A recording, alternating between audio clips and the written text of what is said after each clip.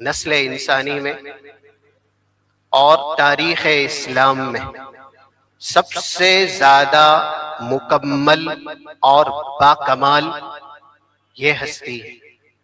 مراد خاتم النبیین رحمت للعالمین محمد الرسول اللہ صلی اللہ علیہ وسلم۔ پہلی وجہ، کلام مجید نے اللہ کے نبی صلی اللہ علیہ وسلم کو مکارم اخلاق کے باکمال اوصاف سے متصف کیا ہے، جیسا کہ سورہ آل عمران کی 159 نمبر کی آیت ہے، فَبِمَا رَحْمَةٍ مِّنَ اللَّهِ لِنْتَ لَهُمْ۔ اے نبی صلی اللہ علیہ وسلم، اللہ کی رحمت سے آپ بہت زیادہ نرم بنائے۔ نرمی یہ اسلام کی بہت بڑی خوبی ہے۔ صحیح مسلم کی کچھ حدیث ہے جیسے 2593 اور اس کے بعد کی، اللہ کے نبی صلی اللہ علیہ وسلم ارشاد فرماتے ہیں، ان اللہ رفیق یحب الرفق، اللہ بذات خود نرمی کرنے والا ہے، رفیق ہے اور نرمی کو پسند کرتا ہے۔ وَيُعْطِي عَلَى الرِّفْقِ مَا لَا يُعْطِي عَلَى الْعُنْفِ، نرمی سے وہ حاصل ہوتا ہے جو سختی سے کبھی حاصل نہیں ہوتا۔ اس لیے عام ہو یا خاص، انسان کو اگر صحیح نتیجہ چاہیے، صحیح رزلٹ چاہیے، تو اسے نرمی اختیار کرنی چاہیے۔ ایک حدیث ذکر کی جاتی ہے، یہ ہے اللہ کے نبی صلی اللہ علیہ وسلم کی اخلاقی تعلیمات۔ 519 سلسلہ صحیحہ کے اندر یہ حدیث موجود ہے، من اعطی حظہ من الرفق فقد اعطی حظا من خیر الدنیا والآخرہ، جو آدمی نرمی کا ایک حصہ بھی دے دیا گیا نا، وہ دنیا اور آخرت کی ساری بھلائیوں کا حصہ دے دیا گیا۔ تو یہ اللہ کے نبی صلی اللہ علیہ وسلم کی خوبی تھی، اسی لیے ایک حدیث میں ذکر کیا گیا۔ ہم اور آپ کو بھی یہ وسط اختیار کرنے کی ضرورت ہے۔ ہم کردار کے اعتبار سے، اخلاق کے اعتبار سے نرم بنے، اپنے لیے اوروں کے لیے نرمی اختیار کریں۔ 2599 صحیح مسلم کی حدیث ہے، حضرت ابو ہریرہ اس کے راوی ہیں اور بیان کرتے، جاء رجل الى النبی صلی اللہ علیہ وسلم فقال ادعو اللہ علی المشرک۔ رسول اللہ صلی اللہ علیہ وسلم کے پاس ایک آدمی آیا اور کہنے لگا، اے نبی آپ مشرکوں پر بد دعا کرتے۔ یہ ہے ہمارا دین۔ اپنوں کے لیے ہمیں کیسا پہلو رکھنا چاہیے؟ صحابہ اکرام کی صفات، کیونکہ ہم منہج صحابہ پر چلنے کے دعوے دار ہیں۔ اللہم وفقنا، اللہ ہمیں اس کی توفیق دے۔ 29 سورہ فتح کی جو آیت ہے، آخری آیت، محمد الرسول اللہ والذین معہ اشداء علی الکفار رحماء بینہم۔ صحابہ اغیار کے لیے سخت تھے، اپنوں کے لیے بہت زیادہ نرم تھے۔ اور آج زیادہ تر دیکھا جاتا ہے ہمارے ذاتی مسائل ہوں تو ہم اغیار کے لیے بہت نرم بن جاتے ہیں، کیونکہ مفاد ہے، مطلب ہے، اور اگر مطلب مفاد نہ ہو تو انسان اپنی اولاد کے ساتھ بھی سخت۔ صحابہ کرام یہ اوروں کے لیے سخت تھے، اپنوں کے لیے نرم تھے۔ رسول اللہ صلی اللہ علیہ وسلم نے جب یہ سوال سنا تو کہا، انی لم ابعث لعانا ولكن بعثت رحمہ، مجھے اللہ نے اس لیے نہیں مبعوث کیا کہ میں لوگوں پر لعن طعن کروں۔ آج ہم اور آپ اپنے ایمانی کردار کا جائزہ لیں۔ یہ زبان زیادہ تر لعن طعن کرتی ہے، سب و شتم کرتی ہے، یا پھر زبان سے صدق و صفا ہے یا الفت و محبت کے کلمات ہیں وہ نکلتے ہیں۔ رسول اللہ صلی اللہ علیہ وسلم کی ایک حدیث ہے، جیسا کہ 60476048 صحیح بخاری کے اندر موجود ہے، من لعن مسلما کا قتل، جو انسان کسی مسلمان پر لعنت کرتا ہے اس کا جرم اتنا بڑا ہے کہ اس نے اس کو قتل کر دیا۔ اس لیے ہمیں اللہ کے نبی صلی اللہ علیہ وسلم کے اس اسوے کو اختیار کرنا چاہیے، کیونکہ یہ آپ کی مکارم اخلاق کی اساسی اور بنیادی تعلیم ہے۔ انی لم ابعث لعانا، میں دنیا میں لعن طعن کرنے کے لیے نہیں مبعوث کیا گیا۔ اور اسی لیے ایک حدیث جو ابواب التفسیر صحیح بخاری کے اندر موجود ہے 4838 جس کا نمبر حضرت عائشہ رضی اللہ تعالی عنہ بیان کرتی ہے، ما كان رسول اللہ صلی اللہ علیہ وسلم فاحشا ولا متفحشا ولا لعانا ولا سخابا بالاسواق ولا يجزي بالسيئة السيئة ولكن يعفو ويصفح۔ اللہ کے نبی صلی اللہ علیہ وسلم زبان سے لعن طعن کرنے والے نہیں تھے، آپ خود بھی اخلاقی برائی سے دور رہتے اور دوسروں کو بھی اخلاقی برائی سے آپ دور رکھتے تھے۔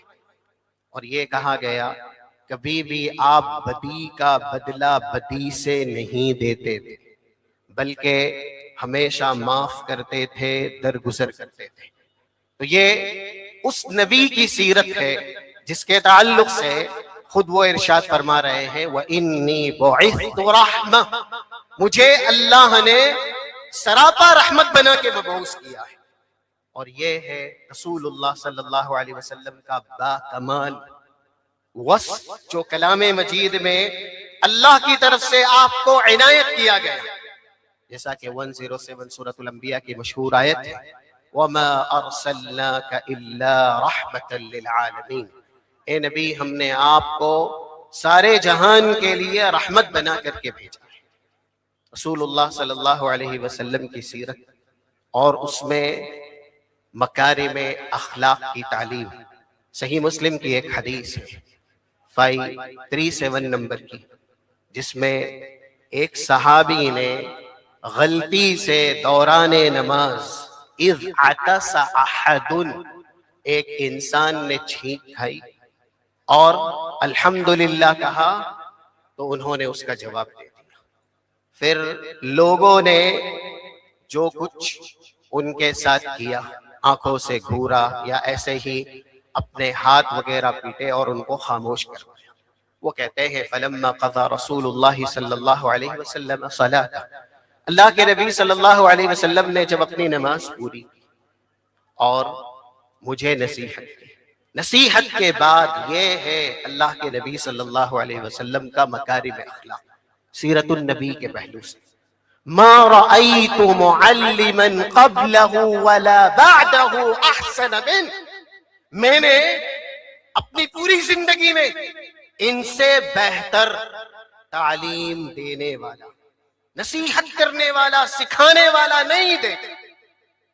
واللہ ما ضربنی ولا قہرنی ولا شتمنی، اللہ کے نبی صلی اللہ علیہ وسلم نے نہ مجھے ڈانٹا، نہ زبان سے میرے تعلق سے غلط کلمات نکالے، بلکہ اللہ کے نبی نے نصیحت کی ان هذه الصلاة لا يصلح فيها شيء من کلام الناس، یہ نماز ہے، اس کے اندر لوگوں کی گفتگو جائز نہیں ہے، بلکہ یہاں پر صرف اللہ کا ذکر کیا جائے گا اور قرآن کی تلاوت کی جائے گی۔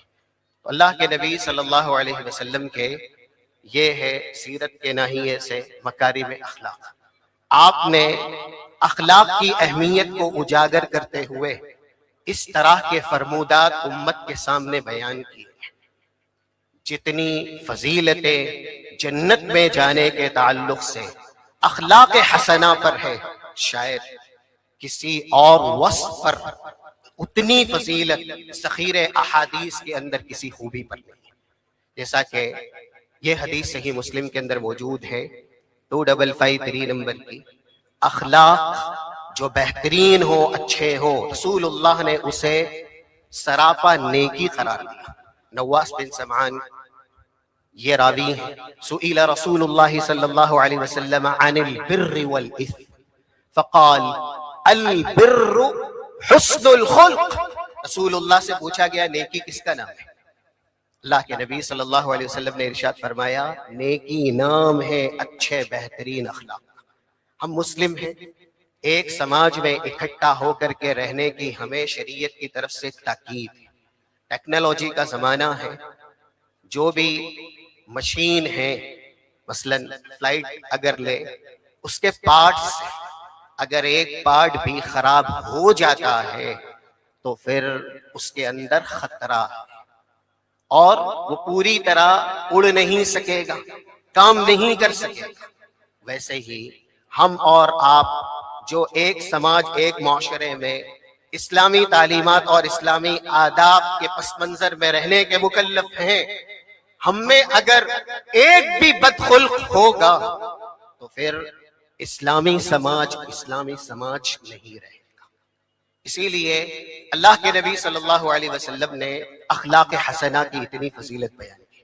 مطلق سوال کیے گئے سب سے زیادہ لوگ کس خوبی کی وجہ سے جنت میں جائیں گے، جیسا کہ 2004 جامع ترمذی کی حدیث، سئل رسول اللہ صلی اللہ علیہ وسلم عن اکثر ما يدخل الناس الجنہ فقال تقوی اللہ وحسن الخلق۔ سب سے زیادہ کس خوبی کی وجہ سے لوگ جنت میں جائیں گے؟ آپ نے ارشاد فرمایا اللہ کے تقوی کی وجہ سے۔ اللہ کا تقوی پورا دین ہے، عام کے بعد خاص کا تذکرہ ہے، تنزل الملائکۃ والروح، یعنی ذکر الخاص بعد العام، نوع من الخصوصیہ۔ حسن الخلق یہ اللہ کے تقوی میں وہ ملکہ ہے جس کی وجہ سے لوگ سب سے زیادہ جنت میں جائیں گے۔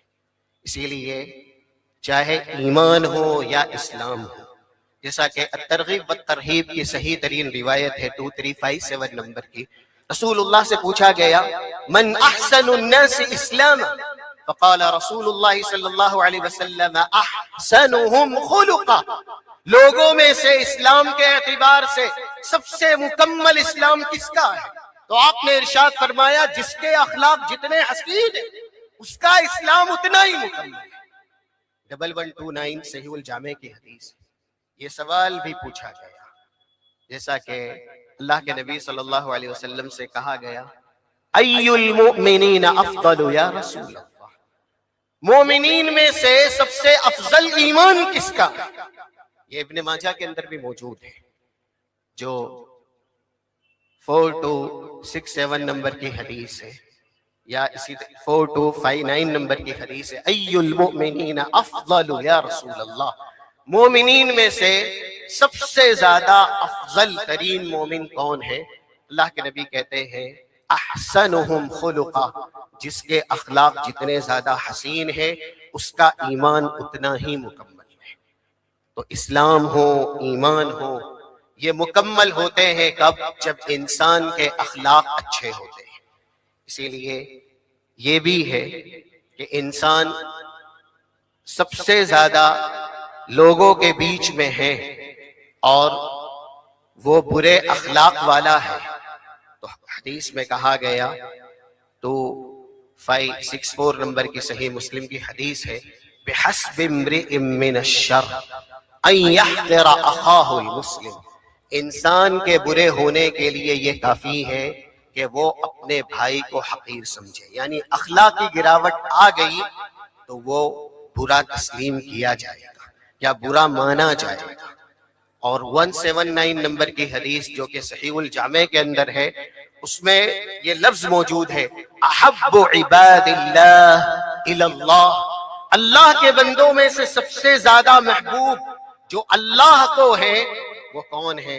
احسنہم خلقا، جس کے اخلاق جتنے زیادہ حسین ہیں وہ اللہ کو سب سے زیادہ پسند ہے۔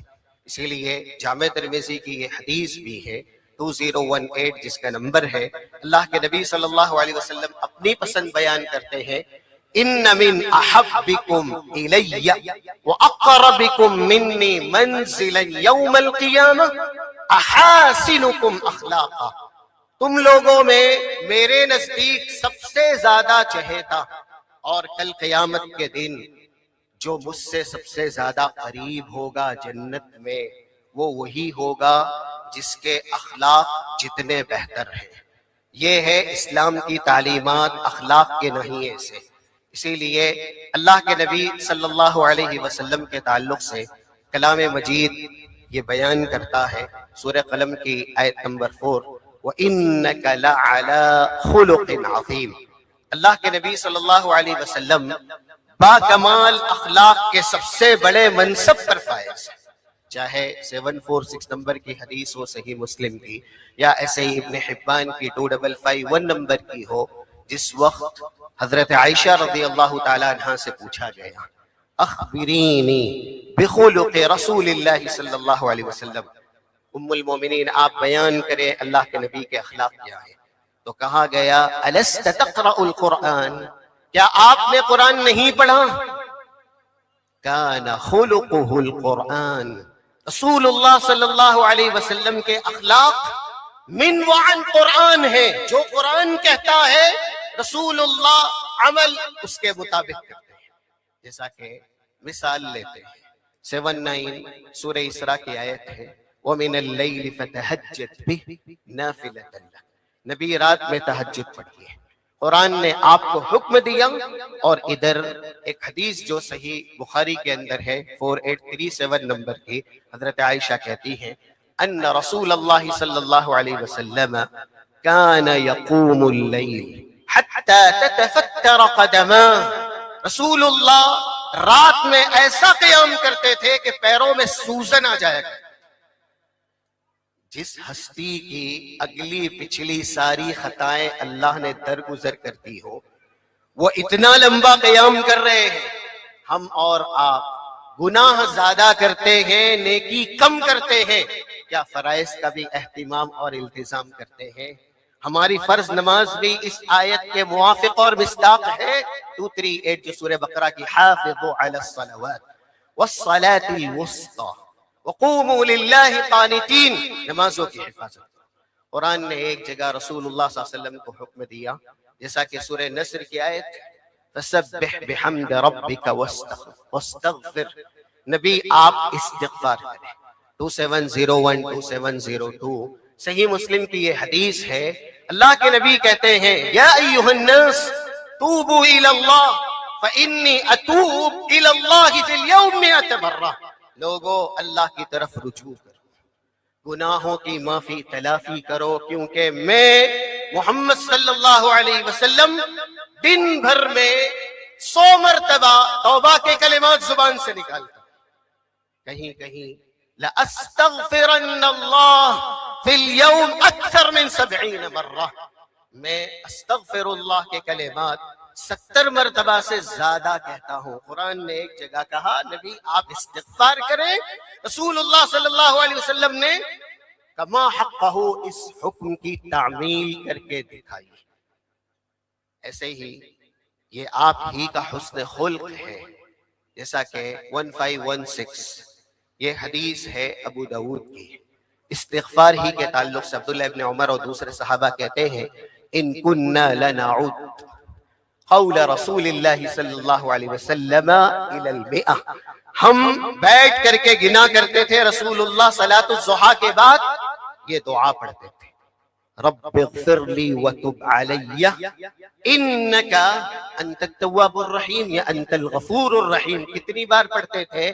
100 بار پڑھتے تھے۔ رسول اللہ صلی اللہ علیہ وسلم کان خلقہ القرآن، قرآن نے کہا آپ استغفار کریں، اور اللہ کے نبی صلی اللہ علیہ وسلم نے استغفار کیا۔ قرآن اور ایک حکم دیتا ہے رسول کو، جیسا کہ یہ آیت ابھی پہلے ذکر کی گئی 159 نمبر کی سورہ ال عمران کی فاعف عنہم، نبی آپ معافی کو عام کریں۔ 199 سورہ اعراف کی اخیر کی آیتوں میں سے ہے خذ العفو وامر بالعرف، نبی معافی کو لازم پکڑیں اور لوگوں کے بیچ معافی کو عام کریں۔ رسول اللہ نے اس آیت کی کیسی تکمیل کی؟ ہم خود ایمان کے آئینے میں اپنے آپ کا احتساب کریں، کیا ہم اپنے سگے بھائیوں کو بھی معاف کرتے ہیں؟ گھر والوں کو بھی جن سے ہمیں صلہ رحمی کا حکم ہے، کیا ہم انہیں درگزر کرتے ہیں؟ یہ ہے ہمارے رسول کا اخلاق. سیرت کے تناظر میں مکارم اخلاق کی تعلیم ہے. اللہ کے نبی نے کیسے کیسے کو معاف کیا ہے. یہ الفاظ صحیح مسلم کے اندر ہے 1790 1791. عبداللہ ابن مسعود بیان کرتے ہیں کسرت رباعیتہ صلی اللہ علیہ وسلم یوم احد وشج رأسہ. رسول اللہ کے 4 دندان مبارک شہید ہوئے، آپ کا سر خون سے زخمی ہو گیا، اور آپ کسی نبی کا تذکرہ کر رہے تھے. فجعل يحكي نبيا من الانبیاء ثم يقول، اور تذکرہ کرتے ہوئے جنہوں نے رسول اللہ کو جنت کی طرف بلانے پر ایسی مان ماری، پوری امت کا درد ایک طرف، رسول کے جسم سے نکلا ہوا خون کا قطرہ ایک طرف. مرتبہ بہت اونچا ہے اللہ کے نبی کا. اسی لیے قرآن میں آپ دیکھیں گے رسول کی اطاعت کا حکم ایک آیت میں اللہ کی اطاعت کے علاوہ ہے، لیکن کوئی ایسی آیت آپ نہیں بتا سکتے قرآن میں جہاں اللہ کی اطاعت ہو اور رسول کا نام موجود ہو. 56 جو سورہ نور کی آیت ہے وَأَطِيعُوا الرَّسُولَ لَعَلَّكُمْ تُرْحَمُونَ. اللہ کی اطاعت کا تذکرہ نہیں ہے، ٹھیک ہے عبادت کا تذکرہ پہلے موجود ہے 55 میں، لیکن رسول کی اطاعت کا تذکرہ یہاں پر صرف رسول کے نام کے ساتھ ہے. قرآن کی کوئی آیت آپ ایسی نہیں بتا سکتے جس میں اللہ کی اطاعت کا تذکرہ ہو اور رسول کا لفظ ہے. 59 سورہ نساء لے لیجئے یا ایھا الذین آمنوا اطیعوا اللہ واطیعوا الرسول. سورہ محمد 33 لے لیں یا ایھا الذین آمنوا اطیعوا اللہ واطیعوا الرسول. یا ایسے ہی 54 لے لیں سورہ نور قل اطیعوا اللہ واطیعوا الرسول. اللہ نے مرتبہ رسول کا بہت بلند کیا ہے. ورفعنا لک ذکرک. 31 جامع ترمذی کی حدیث ہے جس وقت براق سے کہا گیا کہ آپ ایسی ہستی کو سوار کرنے سے مشقت محسوس کر رہے ہیں، اللہ کے نزدیک ان سے زیادہ قابل کرامت قابل شرافت کوئی ہے ہی نہیں. یہ جامع ترمذی کے صحیح ترین الفاظ 36133615 نمبر کی حدیث، یہ بھی جامع ترمذی کے اندر ہے. اذا كان يوم القیامہ كنت امام النبیین وخطیبہم وصاحب شفاعتہم. میں دنیا میں نہیں آخرت میں بھی نبیوں کا امام رہوں گا، نبیوں کا امام بنایا جاؤں گا، ان کا خطیب. سب سے پہلے سفارش یا شفاعت اللہ کی اجازت سے نہیں کروں گا. ایسی ہستی کو ظالموں نے مشرکوں نے غزوہ احد میں مشق ستم بنایا. رسول اللہ ان کے حق میں کیا کلمات کہہ رہے ہیں. اگر یہی میسج ہم یہاں سے لے کر کے جائیں نا سیرت رسول میں مکارم اخلاق کا پہلو، تو ہماری زندگیوں میں بہار آئے گی. اللہم اغفر لقومی فإنہم لا يعلمون. اللہ یہ میری قوم نادان ہے، یہ میری قوم نادان ہے، انہیں معاف کر دے. رسول اللہ جانی دشمنوں کو معاف کر رہے ہیں، اور ہم ہیں سگے بھائی کو خونی رشتہ دار کو معاف کرنے کے لیے تیار ہیں.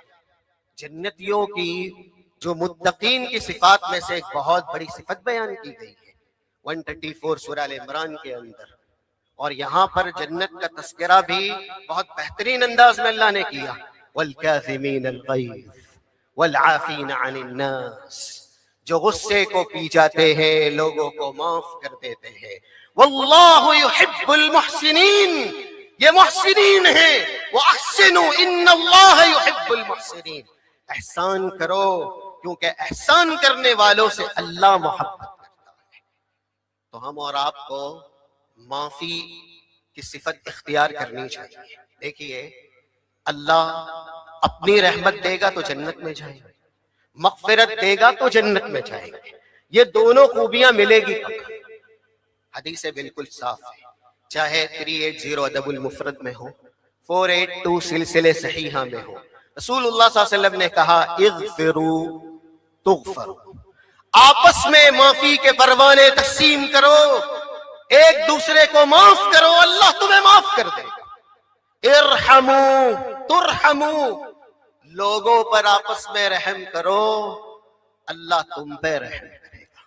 5655 یا 7377 صحیح بخاری کے اندر کئی جگہ اس طرح کی حدیث ہے، انما یرحم اللہ من عباده الرحماء، اللہ اپنے بندوں میں سے انہی پر ہی رحم کرتا ہے جو دوسروں پہ رحم کرتے ہیں۔ 1924 جامع ترمذی کی حدیث ہے، رسول اللہ کا یہ ارشاد ہے، یہ ہے تعلیم مکارم اخلاق کی، الراحمون یرحمہم الرحمن ارحموا من فی الارض یرحمکم من فی السماء، رحم کرنے والوں پر ہمیشہ رحمان بہت زیادہ رحم کرتا ہے، زمین والو آپس میں رحم کرو، عرش والا تم پر رحم کرے گا۔ تو اللہ کے نبی صلی اللہ علیہ وسلم نے قرآن کریم کے اس حکم کی عملی ترجمانی پیش کی، جس میں قرآن نے کہا فاعف عنہم، نبی آپ انہیں معاف کریں، یخذ العفو وامر بالعرف، معافی کو لازم پکڑے اور معافی کا پروانہ لوگوں کے بیچ عام کرے۔ اللہ کے نبی صلی اللہ علیہ وسلم اخلاق کریمانہ میں بحیثیت امت، بحیثیت نبی اپنے صحابہ کے لیے کس قدر رحم کرنے والے، شفقت کرنے والے۔ 220 صحیح بخاری کے اندر یہ واقعہ موجود ہے، 6128 یہ بھی صحیح بخاری کے اندر ہے، جب ایک دیہاتی نے مسجد میں پیشاب کر دیا اور لوگ ٹوٹنا چاہتے تھے اس کے، کیوں؟ سزا دینے کے لیے یا پھر ایسے ہی برا بھلا کہنے کے لیے۔ اللہ کے نبی صلی اللہ علیہ وسلم نے کہا چھوڑ دو اور اس کے اوپر بالٹی پانی کی ڈال دو جو کچھ اس نے گندگی کی ہے۔ فَإِنَّمَا بُعِثْتُمْ مُيَسِّرِينَ وَلَمْ تُبْعَثُوا مُعَسِّرِينَ، تم میرے امتی ہو، میں دنیا میں آسانی کرنے کے لیے مبعوث کیا گیا ہوں۔ آپ نے صرف یہی نہیں کہا کہ میں عقائد کی اصلاح کے لیے آیا ہوں، میں صرف اور صرف لوگوں کو اصل ایمان سکھانے آیا ہوں، اصل ایمان کے ساتھ شعب ایمان کی بھی تعلیم دینے آیا ہوں۔ 45 نمبر کی حدیث سلسلہ صحیحہ کے اندر ہے، بُعِثْتُ لِأُتَمِّمَ مَكَارِمَ الْأَخْلَاق، مجھے نبی اس وجہ سے بھی بنایا گیا ہے، اخلاق کے جتنے حسین پہلو ہیں میں لوگوں کے سامنے واضح کروں، میں لوگوں کے سامنے بیان کروں۔ بس اللہ کے نبی صلی اللہ علیہ وسلم کس قدر غیروں کے لیے اور اپنوں کے لیے بہترین اخلاق والے تھے، اخلاق کریمانہ اور اخلاق حسنہ سے آپ کیسے متصف تھے۔ یہ بھی ہے ایک مانگنے والے کو آپ نے کیسے درگزر کیا اور اس نے کیسا سلوک کیا۔ 1057 صحیح مسلم کی حدیث ہے، حضرت انس کہتے ہیں کنت امشی مع رسول اللہ وعلیہ برد نجرانی غلیظ الحاشیہ، رسول کے ساتھ چل رہا تھا، آپ کے اوپر موٹی سی چادر تھی، فادرکہ اعرابی، پیچھے سے ایک دیہاتی آیا، فجبذہ جبزۃ شدیدہ بردائہ، زور سے رسول اللہ کی چادر کھینچی، فنظرت الی صفحۃ عاتقہ، دیکھا کندھا اور یہ گلا، یہاں پر نشان پڑ گئے۔ ہم اور آپ اگر ایسی طاقت میں ہوتے ہیں، اتنے بڑے ہوتے ہیں، تو کیا سلوک کرتے ہیں؟ لیکن یہ ہمارے نبی ہے، وہ کہتا ہے رسول سے مر لی یا محمد من مال الذی عندک، مال چاہیے جو آپ کے پاس ہے نا، بیت المال میں مال دو۔ فالتفت فنظر الیک فامر له بعطاء، رسول اللہ اس کی طرف متوجہ ہوتے ہیں اور کہتے ہیں یہ جتنا مانگتا ہے اس کو دے دو۔ ہم اپنوں کی عیادت کو جاتے ہیں، یہ ہے سیرت کا مکارم اخلاق کا پہلو۔ 1356 کتاب الجنائز صحیح بخاری کی حدیث ہے، کان غلام یہودی یخدم النبی صلی اللہ علیہ وسلم، یہودی ایک نوجوان یا بچہ رسول اللہ کا خادم تھا، فَإِذَا مَرِضَ فجاء النبی الیہ وہو یعودہ، جب وہ بیمار ہوا تو رسول اللہ اس کے پاس آئے عیادت کرنے کے لیے۔ یہ آپ کا تواضع ہے، یہ آپ کی خاکساری ہے، یہودی ہے، بچہ ہے، اور اس کی عیادت کو اللہ کے نبی جا رہے ہیں، ہم اور آپ جاتے ہیں اپنے بھائی کی عیادت۔ آج ہمارا کردار کیسا ہے، ہمارا اخلاق کیسا ہے؟ پھر یہ فائدہ ہے کہ جب آپ اچھے بہترین اخلاق اختیار کرتے ہیں تو اس کی وجہ سے اسلام کی دعوت عام ہوتی ہے، اسلام کی تبلیغ اور تنشیر ہوتی ہے۔ آج کیوں اسلام نعوذ باللہ بدنام ہے اور رسول اللہ پر جو بھی تہمتیں لگ رہی ہیں نعوذ باللہ، اس کی وجہ ہم مسلمان اور ہمارے برے اخلاق ہیں۔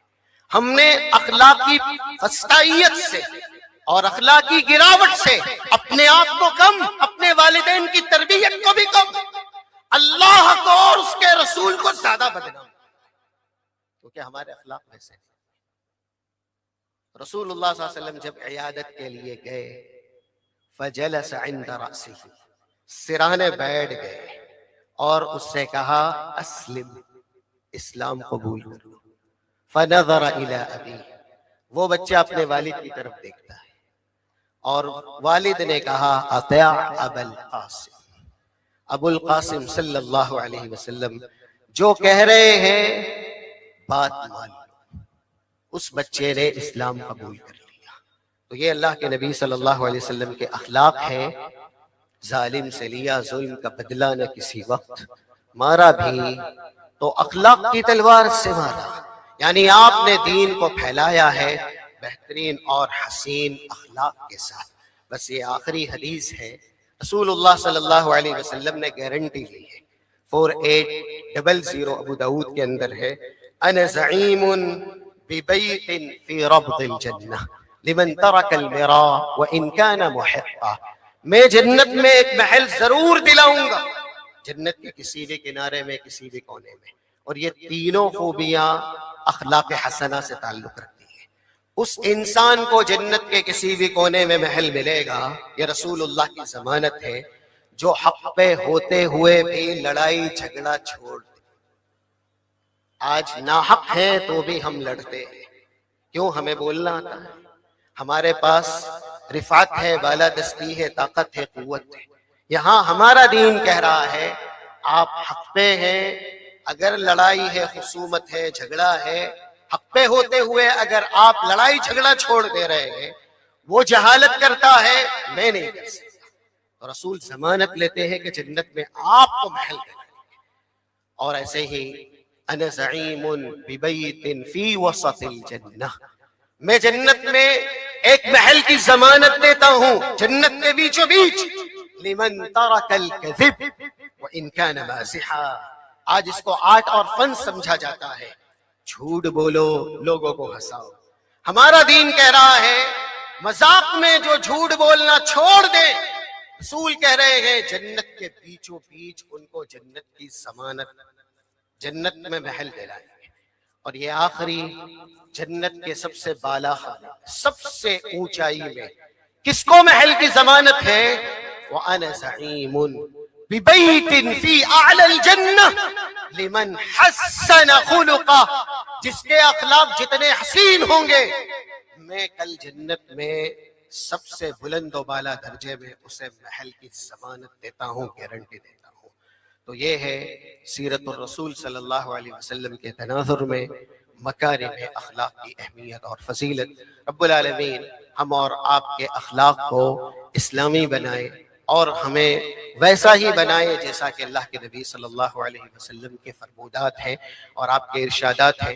اللہم اجعلنا ممن الذین یستمعون القول فیتبعون احسنہ، اللہم حبب الینا الایمان وزینہ فی قلوبنا وکرہ الینا الکفر والفسوق والعصیان واجعلنا من الراشدین والحقنا بالصالحین وتوفنا مسلمین غیر خزایا ولا مفتونین، وصلی اللہ علی نبینا محمد وعلی آلہ وصحبہ اجمعین۔ السلام علیکم ورحمۃ اللہ وبرکاتہ۔